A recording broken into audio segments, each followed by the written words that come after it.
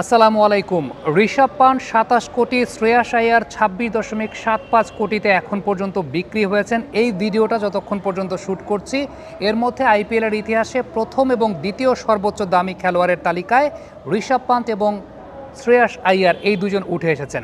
ঋষভ পান্টের ব্যাপারটা লখনৌ সুপার জায়ান্টসের ক্ষেত্রে অনেকটা অনুমিত ছিল এই কারণ লখনৌ সুপার জায়ান্টস KL রাহুলের ব্যাপারে হ্যাপি ছিল না, এবং আমরা সঞ্জীব গোয়েনকা লখনৌ সুপার জায়ান্টসের যিনি ওনার তার সঙ্গে KL রাহুলের একটা কনভারসেশন দেখেছিলাম, যেখানে দেখছিলাম যে KL রাহুলের প্রতি একটু বিরক্ত সঞ্জীব গোয়েনকা।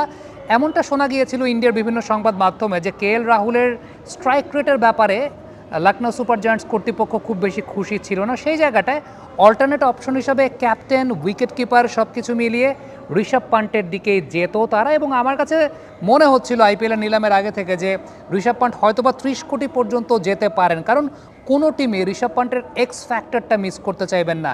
ক্যাপ্টেন্সি ক্যাপাবিলিটি আছে, এক্স ফ্যাক্টর আছে, ব্যাটিংয়ে স্ট্রাইক রেট মেনটেন্যান্সের জায়গা আছে, এবং টিম বন্ডিং, টিম জেলিংয়ের একটা ব্যাপার আছে। সবাই ঋষভ পান্টের আন্ডারে খেলতে চায়, তার নেতৃত্বে খেলতে চায়। ইন্ডিয়ার সার্কিটের ক্রিকেটে কিন্তু এরকম একটা বিষয় প্রচলিত আছে, এবং ওই যে এক্স ফ্যাক্টরের জায়গাটা যেটা অন্য অনেক ক্রিকেটারের চাইতে ঋষভ পান্টকে এগিয়ে রেখেছে। তবে শ্রেয়াস আইয়ার কীভাবে 26.75 কোটি রুপিতে বিক্রি হয় অনেকেরই হয়তোবা চোখ কপালে উঠতে পারে। তবে এক্ষেত্রে একটা বিষয় উল্লেখযোগ্য, সেটা হচ্ছে শ্রেয়াস আইয়ারও কিন্তু একজন ক্যাপ্টেন ম্যাটেরিয়াল। 2018 সাল থেকে ক্যাপ্টেন্সি করছেন, দিল্লি ক্যাপিটালসের ক্যাপ্টেন ছিলেন, কলকাতা নাইট রাইডার্সের ক্যাপ্টেন হিসেবে তিনি শিরোপা জিতিয়েছেন। সব কিছু মিলিয়ে তার ওই এক্স ফ্যাক্টরের জায়গাটাও রয়েছে, বড় বড় ছক্কা মারতে পারেন। সবচেয়ে উল্লেখযোগ্য ব্যাপার, মিডল অর্ডারে যখন স্পিন অপশনটা আসে, নর্মালি যেটা দেখা যায় যে স্পিনই কিন্তু maximum number of wickets purchase করে, এবং স্পিন যখন আসে স্পিন হিট করতে পারেন শ্রেয়াস আইয়ার খুব ভালো, বড় বড় ছক্কা মারতে পারেন। এবং সবচেয়ে উল্লেখযোগ্য ব্যাপার হচ্ছে নাওএডেজ গেল 2 বছর ধরে আমরা আইপিএলে দেখতে পাচ্ছি স্পিনাররা 90 কিলোমিটার প্রতি ঘন্টার ওপরে বোলিং করেন। ওই ধরনের স্পিনার এগেনস্টে শ্রেয়াস আইয়ারের স্ট্রাইক রেটটা অনেক বেশি। সেই সঙ্গে আরেকটা বিষয় কাজ করেছে, সেটা হচ্ছে সাম্প্রতিক সময়ে ঘরোয়া ক্রিকেটে শ্রেয়াস আইয়ারের পারফরমেন্স। এই যে আইপিএলের নিলামের ঠিক আগে সৈয়দ মুশতাক আলী ট্রফিতে একটা বড় ইনিংস খেলেছেন শ্রেয়াস আইয়ার, এবং সেই ইনিংসটা ছিল 130 নট আউট 57 বলে। গোয়ার এগেনস্টে তিনি এই ব্যাটিংটা করেছেন, 228 স্ট্রাইক রেটে ব্যাটিং করেছেন, 10টা ছক্কা মেরেছেন, 11টা চার মেরেছেন। ইমিডিয়েট আগে দুলীপ ট্রফিতে 154 রান করেছেন 3 ম্যাচে, যেখানে 2টা 50। ইরানি কাপ মুম্বাই চ্যাম্পিয়ন হয়েছে, সেই ম্যাচটাতে 57 রানের একটা ইনিংস খেলেছেন শ্রেয়াস আইয়ার।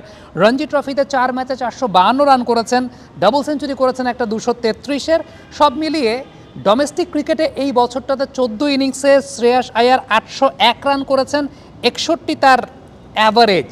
সো আপনি বুঝতেই পারছেন যে শ্রেয়াস আইয়ারের ডোমেস্টিক সার্কিটে অন্তত ইন্ডিয়ার ক্রিকেট যারা ফলো করেন, আইপিএলের ফ্র্যাঞ্চাইজিরা যারা আছেন, তাদের কাছে শ্রেয়াস আইয়ার একটা হট কেকের মতো ব্যাপার। এবার বোঝাই যাচ্ছে যে একটা বিষয়, যে আইপিএলের ফ্র্যাঞ্চাইজিগুলো লোকাল প্লেয়ারদের উপরে বেশি ইনভেস্ট করতে যাবে, এবং সেটাই হয়তোবা করবে।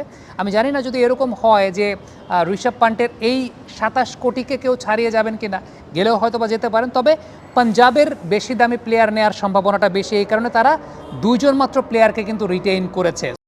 Thank you very much. Comment বক্সে আপনাদের মন্তব্য, মতামত জানতে চাই।